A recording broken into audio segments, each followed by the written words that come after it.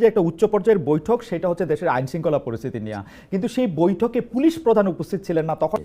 পুলিশেরটা তো ছিল, আর পুলিশকে তো ওইখানে হোম অ্যাডভাইজার আন্ডারে তো পুলিশ, কিন্তু তো আমি পুলিশের বিষয়টা তো হোম অ্যাডভাইজারই দেখছেন। আমার অজ্ঞতা ক্ষমা করবেন, কিন্তু আমি আসলে এই ধরনের বৈঠক, আইন শৃঙ্খলা পরিস্থিতি বৈঠকে এই প্রথম দেখলাম পুলিশ চিফ থাকলেন না। ইন্টারেস্টিংলি করিডোর বা চট্টগ্রাম বন্দরের ব্যাপারে আপনার কারোর সাথে আলোচনা করতেছেন না। প্রশ্ন করলে আমরা উত্তর পাইতেছি যে এইটা আমরা করব হচ্ছে নির্বাহী দায়িত্ব। এটা আমাদের এক্সিকিউটিভ পাওয়ারের মধ্যে পড়ে এই কাজগুলো। জানতে চাবো যে আসলে সেনাবাহিনীর ভিতরে কি কিছু হচ্ছে? গুজবের সয়লাভ হয়ে গেছে বাংলাদেশ। আমি এত দূরে থেকেও আসলে এই গুজবের থেকে রেহাই পাচ্ছি না। অনেকেই জানতে চাইছেন যে সেনাবাহিনীর ভিতরে কু হচ্ছে কিনা, সেনাবাহিনী আসলে ক্ষমতা দখল করে নিচ্ছে কিনা, বা সেনা প্রধানকে ক্ষমতা থেকে সরিয়ে দেওয়া হচ্ছে কিনা, ইত্যাদি নানা রকম কথা আমরা শুনতে পাচ্ছি। আপনি কি আমাদের এটা নিয়ে কিছু বলবেন? না, আমরাও এগুলো অনেক কথা শুনতে পাচ্ছি। আইন শৃঙ্খলা বিষয়ে একটা বড় মিটিং ছিল, সেখানে চিফ অ্যাডভাইজারের নেতৃত্বে মিটিং হয়েছে। সেখানে আর্মি চিফ ছিলেন, নেভি চিফ ছিলেন, এয়ার চিফ ছিলেন, সাথে আমাদের হোম অ্যাডভাইজার ছিলেন, তথ্য national security adviser Khalilur Rahman ছিলেন, এবং আমাদের ফরেন অ্যাডভাইজার ছিলেন, এবং অন্যান্য সিকিউরিটি অফিসিয়াল ছিলেন। তারা রিভিউ করলেন যে দেশের আইন শৃঙ্খলা পরিস্থিতি কিরকম, কোথায় কোথায় উন্নতি আরো একটু করা যায়, বা কোথায় কোথায় সন্তোষজনক, এগুলো একটা স্টক টেকিং করলেন আর কি। এখানে সবাই তো ছিলেন, সবাই এখানে আসছেন, যমুনাতে মিটিংটা হয়েছে। শফিক ভাই, আমি আসলে এই মিটিংটা প্রেস উইং এর বরাত দিয়ে পত্রপত্রিকাগুলি যেরকম লিখতেছিল সেইটা দেখতে গিয়ে আমার একটু কৌতূহল হলো যে মিটিংটাতে বলা হইতেছে যে একটা উচ্চ পর্যায়ের বৈঠক, সেটা হচ্ছে দেশের আইন শৃঙ্খলা পরিস্থিতি নিয়ে। কিন্তু সেই বৈঠকে পুলিশ প্রধান উপস্থিত ছিলেন না। তখন আরো মনে হয় না যে আসলে বৈঠকটা ছিল শুধু সেনাবাহিনীকে সামাল দেওয়ার জন্য, সশস্ত্র বাহিনীর ভিতরে যে একটা টেনশন সেইটা দূর করার জন্য? বিকজ না, হোম অ্যাডভাইজার পুলিশ চিফ ছিলেন না। এটা হোম অ্যাডভাইজার ছিলেন সেখানে। আচ্ছা, হোম অ্যাডভাইজার ছিলেন, হোমের অফিসিয়ালরা ছিলেন। তো এইটার মূল জিনিসটা হচ্ছে যে আপনি ধরেন আর্মি তো ডেপ্লয়েড আছে না, আর্ম ফোর্সেস তো ডেপ্লয়েড আছে দেশে, তো তাদেরটাও তো একটা রিভিউ এর বিষয় আছে, তারা কেমন করছেন, এই এই বিষয়গুলোও ছিল। পুলিশেরটা তো ছিল, আর পুলিশকে তো ওইখানে হোম অ্যাডভাইজারের আন্ডারে তো পুলিশ, কিন্তু তো আমি পুলিশের বিষয়টা তো হোম অ্যাডভাইজারই দেখছেন। আমার অজ্ঞতা ক্ষমা করবেন, কিন্তু আমি আসলে এই ধরনের বৈঠক, আইন শৃঙ্খলা পরিস্থিতির বৈঠকে এই প্রথম দেখলাম পুলিশ চিফ থাকলেন না। সিরিয়াসলি, স্বরাষ্ট্রমন্ত্রী প্রতিমন্ত্রী থাকলেও পুলিশ চিফ না না, থাকেন স্বরাষ্ট্র মন্ত্রণালয়ের আন্ডারেই তো পুলিশ। না। মন্ত্রী তো প্রতিমন্ত্রী থাকলেও পুলিশ চিফ থাকেন, মানে আমার স্বরাষ্ট্র মন্ত্রণালয়ের আন্ডারে পুলিশ এবং স্বরাষ্ট্রমন্ত্রী এখানে ছিলেন, এবং এটা প্রায় 1.5-2 ঘন্টার মিটিং হয়েছে, ওনারা স্টক টেকিং করলেন। আচ্ছা, এমনিতে সেনাবাহিনীর ভিতরে কোন রকম, মানে এই মিটিংটা এক্সক্লুসিভলি সশস্ত্র বাহিনী তাদের চাকরি কাদের ফেরত দেয়া না দেয়া, বা সেইটা নিয়ে সশস্ত্র বাহিনীর বিরুদ্ধে ক্ষোভ বিক্ষোভ যেগুলি কথা আমরা শুনতেছি সেগুলির সাথে এটার কোনো সম্পর্ক নাই, সার্বিক আইন শৃঙ্খলা পরিস্থিতি নিয়ে কথা হয়েছে? জি জি, সার্বিক আইন শৃঙ্খলা বিষয় নিয়ে কথা হয়েছে, স্পেশালি ঢাকার বাইরে এবং ঢাকার মধ্যে। ঢাকার একটা কিছু কিছু জায়গায় আমরা মনে করছি যে আইন শৃঙ্খলা পরিস্থিতি আরো বেটার হওয়া উচিত, আর সব জায়গায় যাতে স্ট্যাবল থাকে আমরা, তো সেই বিষয়গুলোই এমফাসিস দেওয়া হয়েছে। শফিক ভাই, এই বিষয়ে আমার শেষ প্রশ্ন, যে আসলে জেনারেল ওয়াকারের সাথে প্রফেসর ডক্টর মোহাম্মদ ইউনূসের কি কোনো ধরনের ক্ষমতা বা ক্ষমতার বিভিন্ন ভরকেন্দ্র নিয়ে কোনো দড়িটানাটা নিয়ে আছে, যেগুলি গুজবে বলা হয় কি? এই গুজবটা আসলে অনেক বেশি পাওয়ার পেয়েছে আসলে শফিক ভাই, আমি স্বীকারই করতেছি। সেটা হচ্ছে যে একজন উপদেষ্টা, সিটিং উপদেষ্টা যখন বলেন বুকে পাথর বেঁধে ওয়াকার সাহেবকে ইউনূস সাহেবের সেনাপ্রধান হওয়াটা স্বীকার করতে হয়েছিল, তিনি যখন এটা বলেন, মানে সত্যি এরকম কোনো কিছু আছে কিনা আসলে? না, ওই ওই ওইটা যে কথাটা বলেছিলেন না, ওইটা আমার মনে হয় যে যে আহ, আহ, ওই আমরা যখন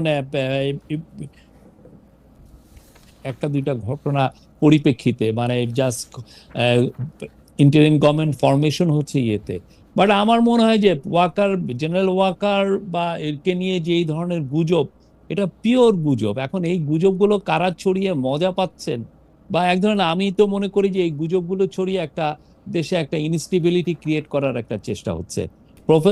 প্রফেসর ইউনূসের সাথে জেনারেল ওয়াকারের খুব ভালো সম্পর্ক, প্রতি মাসে 1-2 বার উনি আসেন, এসে কথা হয়। আমাদের সারু মাঝে মধ্যে এফডি তে যান, 1-2 বার গিয়েছেনও, তো সেখানে তো প্রতিনিয়ত তো কথাবার্তা হচ্ছে। এই বিষয়টা মানে দূরত্বটা কি হলো, এটা সত্যি করতে আমার বোধগম্য, এবং ওই অনুযায়ী কিন্তু ছবিও আমরা দেই, যে এই ছবি আমরা রিলিজ করি। অনেকে অনেকে মানে ব্যাপারটা কিরকম, আমি অন্য একটা প্রসঙ্গে যাই। ব্যাপারটা হয় হচ্ছে যে ধরেন করিডোরের কথা, মিয়ানমারকে মানবিক করিডোর দেওয়ার কথা যখন আসলো, তখন পররাষ্ট্র উপদেষ্টা জনাব মোহাম্মদ তৌহিদ হোসেন বললেন যে এইটার ব্যাপারে কথা হয়েছে, আপনাকে আবার পরের দিন বলতে হলো যে এইটার ব্যাপারে আসলে কোনো কথা হয় নাই।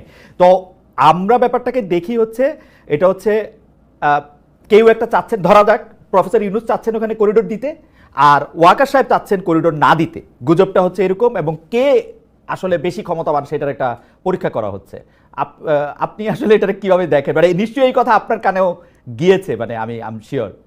না না, এই পুরো বিষয়টা, করিডোরের বিষয়টা সত্যিকার করিডোর তো আমরা বলছিও না, হিউম্যানিটেরিয়ান চ্যানেলের একটা বিষয়।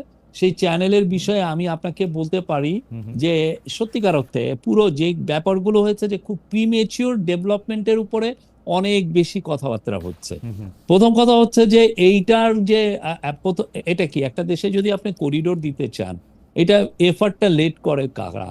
ইউএন লেট করে, ইউএনই ডিসকাশন গুলো করে। ইউএন যারা রেলিভেন্ট পার্টি, বাংলাদেশ এখানে রেলিভেন্ট পার্টি, মায়ানমার এখানে রেলিভেন্ট পার্টি, আরাকান আর্মি এখানে relevant party. Because Arakan army যেই জায়গাগুলো এইড দেওয়া হবে, সেই জায়গায় ডিফ্যাক্টো কন্ট্রোল হলো আরাকান আর্মির।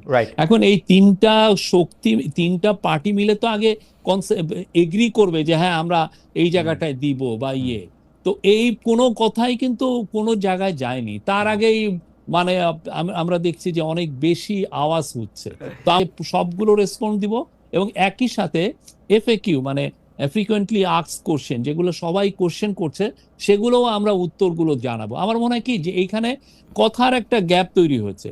ডেভেলপমেন্ট যতটা হয় নাই, কথা চালাচালি হচ্ছে, যে এই উনি এটা কথা বলছেন, এটা বলছেন, এটা কিছুই হয় না। আমি আপনার সাথে সম্পূর্ণ একমত শফিক ভাই, কিন্তু আপনি যদি হিসাবগুলো আপনি খেয়াল করেন, আপনি দেখবেন এই যে আপনি চ্যানেল বলেন, করিডোর বলেন, এটা দেওয়ার একটা সম্ভাবনার কথা কিন্তু প্রফেসর ডক্টর মোহাম্মদ ইউনূস যখন জাতিসংঘের মহাসচিব গুতেরেস সাহেব আসলেন, তখন ওইখানে গিয়েও কিন্তু তিনি কাছাকাছি কথা বলেছেন। এর কিছুদিন পরেই আবার জনাব তৌহিদ হোসেন পররাষ্ট্র উপদেষ্টা, তিনি কিন্তু স্পষ্ট বলেছেন যে এটা নিয়ে জাতিসংঘের সাথে আমাদের কথা হয়েছে। আমরা সাংবাদিকরা বা অন্য কেউ এটা নিয়ে অনেক বেশি আলোচনা করেছি, আমি এটা আপনার সাথে একমত, এখনো প্রাথমিক কথা হয় না, কিন্তু আমরা তো জনাব তৌহিদ হোসেনকে বলি নাই যে আপনি এটা বলে দেন, আমরা তো জনাব খলিলুর রহমানকে বলি নাই আপনি এটার পক্ষে যুক্তি বলেন। এটা আমাদের দোষ না, এটা আপনাদের কাছ থেকে আসছে। আপনি এটাকে এভাবে দেখেন না? মানে না, ওনারা কি কেউ বলেছেন যে আমরা, ওনারা কেউ কি বলেছেন যে এগ্রিমেন্ট হয়েছে? না না, ওনারা বলেছেন যে না, এটা কিন্তু মানুষজন ইন্টারপ্রেট, চিন্তাটা কেন হয়েছে? চিন্তাটা এই জন্য হয়েছে যে আমরা 2023 থেকে এই পর্যন্ত, আমরা প্রথমে তো আপনি জানেন যে 2017 সালে 8,50,000-এর মতো রোহিঙ্গা এসেছিলেন, 7.5 লক্ষ রোহিঙ্গা এসেছিলেন। তারপরে যেটা হয়েছে যে এই গত 2023 মানে 23-এর অক্টোবরে একটা এই যে সিজফায়ারটা ভেঙে যায়, আরাকান আর্মি ভার্সাস মায়ানমার মিলিটারির মধ্যে একটা যুদ্ধ শুরু হয়। আর এই যুদ্ধ শুরু হলে, এই যুদ্ধের পরবর্তী পরিস্থিতিতে অনেকে যুদ্ধ থেকে অনেক রোহিঙ্গা এটার মধ্যে এই মিডিলে পড়ে যান, পড়লে এরা অনেকে বাংলাদেশে আসে। সোফার কেউ কেউ বলছেন এটা 1 লাখেরও বেশি এসছেন, এবং এর ফলে যেটা হয়েছে যে ওইখানে এক ধরনের হিউম্যানিটেরিয়ান একটা ক্রাইসিস হয়েছে।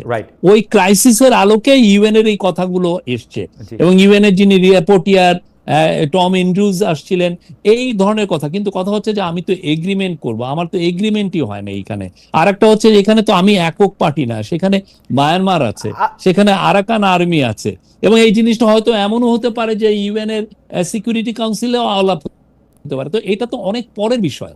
এই জায়গাটায় যেটা হচ্ছে যে অনেকে অনেক বেশি, আমার মনে হয় যে কথাবার্তা বেশি হচ্ছে, যতটা না ডেভেলপমেন্ট। মানে আমি একটু বোঝার জন্য যে আমাদের সাথে তো মায়ানমারের কূটনৈতিক সম্পর্ক আছে, মানে আমরা তো কূটনৈতিক সম্পর্ক বিচ্ছিন্ন করি নাই। তো মায়ানমারের সাথে কূটনৈতিক সম্পর্ক আছে। আরাকান আর্মি হচ্ছে মায়ানমারের রেবেল গ্রুপ, এবং আরাকান আর্মি হচ্ছে তারা যাদের কারণে রোহিঙ্গারা আজকে ঘর ছাড়া, মানে ব্যাপকভাবে যদি আমি খুব জেনারেলাইজ করি। আমরা মায়ানমারের সাথেও কথা বলতেছি, আরাকান আর্মির সাথেও কথা বলতেছি, আমরা এই করিডোরের কথাটাও আমরা শুনতেছি, বুঝতেছি, আমাদের পররাষ্ট্র উপদেষ্টা বলতেছেন, আমাদের হাই রিপ্রেজেন্টেটিভ এটা নিয়ে আলোচনা করতেছেন। এটা কিরকম, মানে এটা মানে মানে এটা এটা এটা কি আসলে খুব যৌক্তিক? মানে আমি আসলে একজন ভেটারেন ইন্টারন্যাশনাল জার্নালিস্টের কাছে একটা জানতে চাইতেছি, এরকম হয় নাকি আসলে? না না, এটা আমাদের আসলে হচ্ছে কি, আমাদের সিচুয়েশন আমাদেরকে এটা করতে বাধ্য করছে। প্রথম কথা, আমরা আরাকানের সাথে, আমরা রাখাইনের সাথে 270 কিলোমিটারের মতো আমরা একটা আমাদের বর্ডার আছে। সেই বর্ডারটা এখন মায়ানমারের কোনো বর্ডার ট্রুপস নাই, মায়ানমার গভর্নমেন্টের এই পুরো বর্ডারের ওই পাশের পুরো জায়গাটা অধিকৃত হচ্ছে আরাকান আর্মির। তো আমার বর্ডার কন্ট্রোলের জন্য আমার সাম সর্ট অফ কমিউনিকেশন তার সাথে রাখতে হচ্ছে, কিন্তু বর্ডারে অনেক ইস্যু হয়, বর্ডার থেকে ইয়াবা আসে, বর্ডারে অনেক সময় ইনফর্মাল ট্রেড হয়। এই ইস্যুগুলো দেখার জন্য হইলেও আমি ওই পারে যারা ডিফ্যাক্টো যারা রুলার তার সাথে আমার ধরনের সাম সর্ট অফ কমিউনিকেশন লাগে। এটা ইন্টারন্যাশনালে এটা চলে, ইন্টারন্যাশনাল ইয়েতে, বিকজ আপনি তো ওই পারে তো আমি বুঝলাম যে ওইটা মায়ানমারের সভারেন্টি ওই পুরো টেরিটরি, তো মায়ানমার তো নাই, মায়ানমারের তো ট্রুপস ওইখানে নাই, মায়ানমারের কোনো বর্ডার গার্ডস ওইখানে নাই। তো আমার সাম সর্ট অফ কমিউনিকেশন তার সাথে রাখতে হয়। আর রোহিঙ্গারা শুধুমাত্র যে আরাকান আর্মি দ্বারা প্রত্যাখ্যিত হয়ে মানে ড্রেভেন আউট হয়েছে তা তো না, মায়ানমার আর্মিও তো এখানে জড়িত ছিল, তাদেরকে ইউএনএ এখন বিচারের সম্মুখীন হওয়ার করার হচ্ছে, প্রক্রিয়া হচ্ছে। আমার মনে হয় যে আমাদের যেহেতু অনেক প্রশ্ন, আমি শুধু এটা জানতে চাই যে যেটাকে আপনি ডিফেক্টো, যেটাকে সাম সর্ট অফ কমিউনিকেশন আপনি বলতেছিলেন, এইটা কোনোদিন কোনো গভর্নমেন্ট লেভেলে এটা আসলে সামনে আনা হয় কিনা? না না, আপনি যদি ইন্টারন্যাশনাল রিলেশনশিপে যারা